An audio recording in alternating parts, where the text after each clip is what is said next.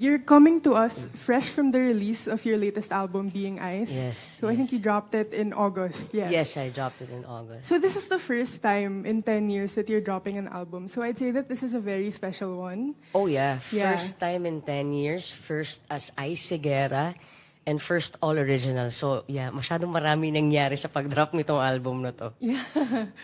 Yun, so first things first, what were the experiences that led to the creation of this album? Wow. So, siguro masasabi ko kasi na I've always seen myself as a singer, no? But I've always wanted to write my own songs. Pero sobrang insecure ko talaga sa pagsulat ng sarili kong kanta kasi I really see singing as more than an expression, especially nung medyo bata-bata ako.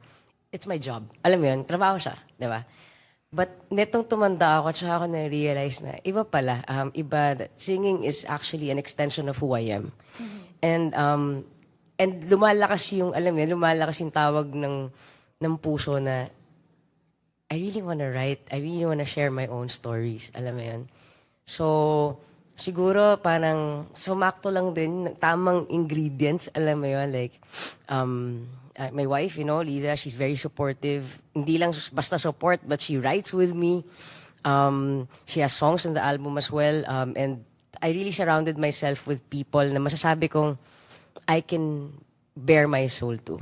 Kasi syempre, di ba, when you write your own songs, ano siya eh, tanggal ego dapat eh, di ba? So talagang at my most vulnerable, dapat kampante ako sa mga taong nasa paligid ko. So that's what I did. And yeah, and some of the songs here, like later yung maririnig niyo sa pinakadulo, medyo matagal ko nang nasulatin, pero talagang nakaimbak lang siya sa baul. So parang, I think, ito yung right time. Dumating ng panahon. Char.